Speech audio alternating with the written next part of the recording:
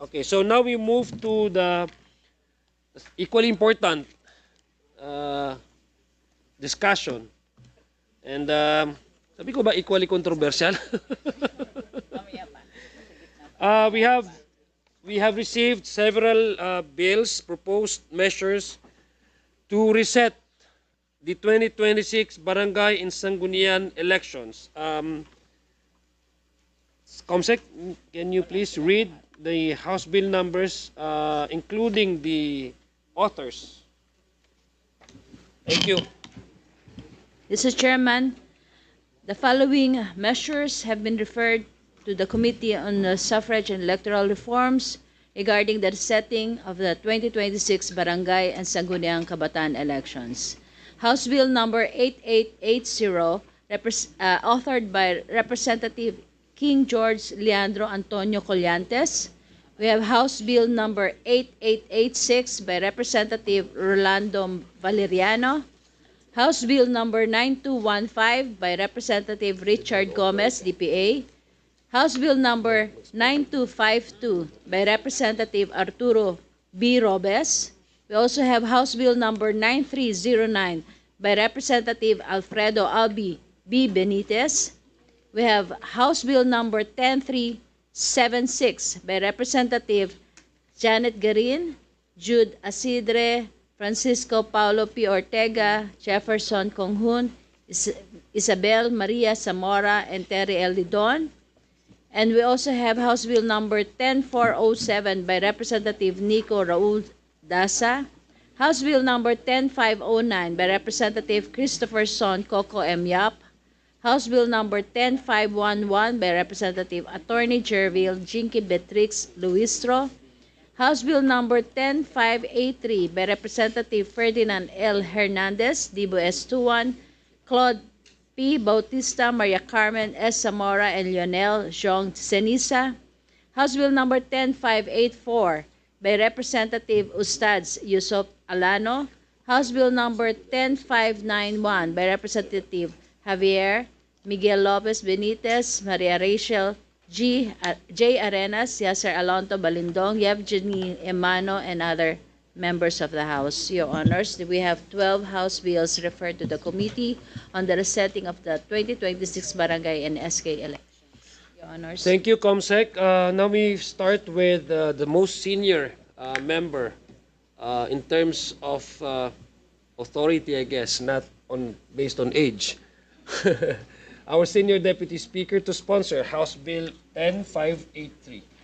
Senior Deputy Speaker Ferdinand Hernandez. Sir? Mr. Chair, I'm tempted to read my explanatory note, but it's like 3 pages. Because, we have the chairman of COMELEC, George Garcia. Maybe the rest, more or less, I think we have common reason. So I'll have my explanatory note be my sponsorship statement, Mr. Chair. Thank you, SDS Dinan. So the explanatory note of House Bill number, as mentioned, will be the sponsorship. 10583 will be the sponsorship remarks of the good gentleman from South Cotabato. So we move to House Bill number 10376. One of the authors is present. Congresswoman, the Lone District from the Lone District of the City of San Juan. Congresswoman Isabel Zamora, for your sponsorship, ma'am. Thank you, Mr. Chair. On behalf of my co-authors, Representatives Garin, Asidre, Ortega Conghun, and Redon, I sponsor this measure. Briefly, Mr. Chair, this bill was filed in view of the compounding global economic crisis, domestic economic crisis, and we believe that having the BSK elections just over a year before the national elections put some unnecessary strain on government resources when, in view of the economic crisis, we can focus, or the government can focus on economic recovery instead. So I ask my colleagues here to vote for this measure and support the measure. Thank you very much, Mr. Chair. Thank you. By mere smiling at them, you would automatically secure their support. Uh, Thank you for that sponsorship remarks. I understand that some of the authors of these various proposed measures are not yet present or have not yet arrived. And so may I request anyone, any member who's present to maybe sponsor on behalf of House Bill 8880, 8886, 9215, 9252, 9309, 10407, 10509, 10511, 10584, and 10591. Anyway, these measures have the same intention and similar subject matter, which is again to reset or in effect postponing the 2026 barangay and sanggunian elections scheduled on November of this year. Mr. So Chair. maybe an omnibus motion so we can start the deliberation. May we solicit? Yes, Congresswoman Mr. Zamora. Chair, on behalf of the sponsors of these, on behalf of Authors. the authors of these measures, I move that their explanatory speeches be made their sponsorship speeches in today's hearing. Thank you. There's an omnibus motion that the explanatory notes of those mentioned House bills be treated as the sponsorship remarks of the authors that were earlier mentioned, whose name was earlier mentioned by the COMSEC. Any objection to that? Do I hear second? I second, Mr. Chair. Be seconded. So the explanatory notes of these mentioned bills are treated as their sponsorship remarks. Now we open the deliberation. Maybe may I request also the members that after our guests have done sharing their inputs or their comments on the proposed measure, maybe please submit your name to the Secretariat for your proper acknowledgement for the sequence of interpellation. Should you have any questions or clarification regarding the subject matter at hand. So we start again, the star of all season in terms of election-related concern, Chairperson George Garcia. Maraming salamat po muli, Mr. Chair, sa kagalang-galang ng mga miyembro ng committee na to, sa members of Congress. Ang inyo pong Commission on Elections ay handa na magsagawa ng halalan sa November 2. Sa level ng 1 to 10, 9 po kami sa paghahanda na. In fact po, na-print na namin ang lahat ng balota, natapos kami sa ating pong cleansing ng list of voters. Nakapag-procure na po tayo ng mga dapat ma-procure. In fact, sa 19 billion 57 million na binigay po sa atin ng Kongreso sa pamamagitan ng GAA, ay nakagamit na po kami ng more or less 8 billion pesos. May natitira na lang po kami na more or less 11 billion pesos. At yan po ay nasa DBM pa, hindi pa po yan kasalukuyang na-download sa Commission on Elections. Yung 11 billion po na natitira ay para po 9 billion para sa honorary ng guru natin. More or less 1 million lahat sila na maglilingkod sa ating pong 225,000 na presinto sa buong Pilipinas. At the same time po, yung po natitirang 1 billion naman ay para po sa training nila ng ilang araw dahil po tayo ay hindi po automated election. Tayo po ay manual na halalan para sa barangay ng Sangguniang Kabataan. At the same time, meron din po tayo 1 bilyon para sa deployment, yung pong ginagamit natin sa pagde-deploy ng lahat ng kagamitan para sa araw ng halalan. So more or less 11 billion po yon, intact pa lahat yun. Yung pong 8 billion, yan po ay earmarked na and obligated na po yan. Kasama na yung lahat-lahat, kasama yung mga personal services, hiring ng casual employees, overtime services ng commission personnel, and procurement ng lahat po ng mga kagamitan. Kung sakasakali po ba na ma-reset ang barangay and SK elections, ay ano po ang masasayang dito kung meron man? Ang balota po hindi po masasayang. The COMELEC, kahit po ito may date na, it will just issue a resolution na kung saan ang sasabihin lang namin kung ano na print namin na balota, ay yun na rin po yung gagamitin natin sa isang reset na barangay and SK elections. Kung meron po siguro, titingnan po namin yung po mga tinta, yung mga ballpen, yung mga thumbprint takers at saka po yung mga indelible inks sapagkat 1 taon lang po kasi ang expiry dates ng mga yan. So may posibilidad po na matuyo, magbago ang kulay o hindi na sumulat yung mga ballpen. Pero yung iba pong election paraphernalia magagamit namin. Kung sakali pong halimbawa hindi matuloy ang November 2 barangay and SK elections, magre-resume po kami ng registration of voters muli ngayong darating na September. Sapagkat syempre po kinakailangan maparehistro natin yung mga hindi nakahabol, yung mga na-deactivate, yung mga magpapatransfer ng kanilang registration at depende po kung sakali, kung kailan i-reset, doon naman po namin tatapusin yung period ng registration. Sapagkat ang plano po sana ng inyong Commission on Elections, dahil natapos na po tayo sa ating registration, kami po ay muling magre-resume ng registration para sa national and local election ng 2028 sa February at ito po ay matatapos sa September 30 ng 2027 para po eksakto sa 2028 elections. So, kami po ay handa and therefore kung inyo pong sasabihin at ituloy ang eleksyon sa November 2, kakayanin po namin yan.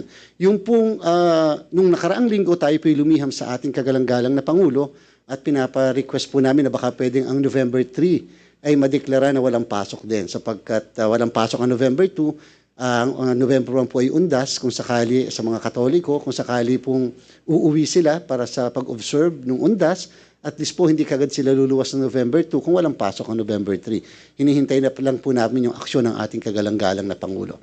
Na-review po namin, isa-isa yung pong lahat ng mga panukalang batas ng mga kagalang-galang na miyembro ng Kongreso. Nakita po namin ang title po lahat, ang mga titles po lahat ng naandyan po ay postponement of the barangay and SK election. Nagkaroon po tayo ng kaso, yung Makalintal versus the Commission election, na kung saan nag-impose ng napaka-strictong requirements ang kataas-taasang hukuman kapag ka magpo-postpone ng isang halalan. Una po, basic principle. Ang Kongreso ang may kapangyarihan na mag-fix ng term, ang mag-fix ng o mag-postpone ng isang halalan. Ang COMELEC, binigyan po nyo kami ng delegated authority na mag-postpone ng halalan on a very limited ground like violence, terrorism, force majeure, loss or destruction of election paraphernalia. And the postponement can only happen for 30 days. Pero yung general postponement, nasa kapangyarihan po yan ng Kongreso. So nakita po namin ang title is really postponement because of the energy crisis, because of what is happening in the Middle East, and because of what perhaps will be increase in the prices of commodities and etc. Technically po, and this is with all due respect, yung ground na ito, kung sakali pong ito ipapasa ng ating pong Kongreso, will be tested as against the very strict measure or guidelines issued by the Honorable Supreme Court. So doon po siya ibabangga. And therefore, whoever are the proponents of this postponement should be prepared to defend to the Honorable Supreme Court later, kung sakali pong ito maipasa, as against that very strict guidelines. Napaka-stricto po ng guidelines na inimpose ng kataas-taasang hukuman. Ngayon po, dapat po kasi, di ba po, may election sana tayo noong nakaraang taon. Yan po ay dahil nga po na-postpone yung dating eleksyon. Ito po'y kinwestiyon muli. Ang dahilan po ng postponement ay sapagkat, liliwanagin ko po, yung huling postponement ay sapagkat nagkaroon po ng batas fixing the term of office of barangay and SK officials. From 3 years, ginawa po itong 4 years. Sa ating pong saligang batas, Article 10, Section 8, ang sabi po, the term of office of local officials shall be 3 years, except barangay officials which may be fixed by law. Anong ibig sabihin? Sabi po ng Korte Suprema sa kasong binabanggit ko na it is the sole prerogative of Congress, sole to the exclusion of anyone, to fix the term of barangay officials. You can make it 3 years, you can make it 2 years, you can make it 5 years, you can make it 10 years. It is the sole discretion of Congress. Kung kaya nung ipinasa po ang Republic Act 12232, yung po yung batas natin na nagpo-postpone at nagpi-fix ng term from 3 years to 4 years, and nagkaroon ng consequent effect of postponing the election, ito po ay hindi tini-RO ng Supreme Court. In fact, yung petition na final tungkol po sa constitutionality and legality of 12232 was dismissed by the Honorable Supreme Court. So ano po ang ibig kong sabihin? Ang ibig ko pong sabihin, yung sa nangyari sa 12232, ang ginawa po nila doon ay hindi postponement. It became what we call as term fixing law. Hindi po siya postponement law. And therefore, dahil term fixing law siya, hindi po in-apply ang Makalintal Doctrine. Hindi po tini-RO, hindi po ni-reverse ang law at ni-declare na unconstitutional. So dito po lahat sa inyo pong mga panukala, ito po ay postponement law. Wala po kaming nakita na term fixing law. Kung sa Senado po, nahaharap din po kami later, ay it's a term fixing law. Ang kanila pong pinopropose from 4 years, ginagawa po nilang 5 years yung pong panukala. So hindi po namin sinasabing gayahin niyo po. Ang sabi lang po namin, basta ang inyong COMELEC ay handang-handang isagawa ang halalan po natin sa darating na November 2. At ang amin lang pong pakiusap, sana po maging maliwanag ang lahat bago po matapos ang September. Kasi po, alam niyo po, halimbawa po, yung mga pinapaskil natin sa labas ng presinto ng mga listahan, yung pong piniprint natin ng mga listahan ng mga botante sa loob ng presinto, pag natapos na po namin lahat siyang ma-print, hindi na po natin magagamit yan sa susunod, sa buong Pilipinas. Bakit po? Dahil magbabago na po yung Project of Precinct, magbabago ang pangalan ng mga botante sa listahan dahil nga po may mga madadagdag na mga botante and therefore may posibilidad na madagdagan din ang mga presinto. Kung sakali pong marireset ang barangay and SK election, magkano po ang kakailanganin ni COMELEC? Depende po sa kung anong taon ito marireset. Ang sa amin pong pakiusap ay wag lang po sana naman na lalampas sa kalaghatian ng next year, ng 2027. Kasi critical po sa amin ng June onwards, 2027, sapagkat yun po ay preparasyon para sa national and local election. Uulitin ko po, yung sabi po ng Korte Suprema doon sa huling desisyon niya, na kaya kinonsider na constitutional ang Republic Act 12232, ang sabi po niya, kasi yung postponement was just a consequence or incidental to the fixing of the term from 3 years to 4 years. So ang dating po, hindi pala talagang ang purpose is to postpone but to fix the term. So yun lang po ang sa part ni COMELEC. Basta ipag-utos nyo lang po sa amin, we will comply, we will follow, but we are ready to conduct the election by November 2. Okay, thank you very much, Chairman George. Now, is it safe to assume that the Commission neither support nor oppose the proposal to postpone the election or fix the date of the barangay elections? You are correct, Mr. Chair, simply because it's an absolute prerogative of Congress. Okay, thank you. Now, before I recognize the next guest, allow me first to acknowledge the arrival of the Congress representative, distinguished gentleman from the 3rd District of Bukidnon, my fellow Mindanaoan legislator, was one of the very able deputy majority leaders now in the 20th Congressman, Jonathan Keith Flores. Sorry. Kakaano na ako ha. Kasi postponing at saka pag-usapan kasi natin dito. Anyway, so allow me first to correct my statement earlier. I mentioned about resetting.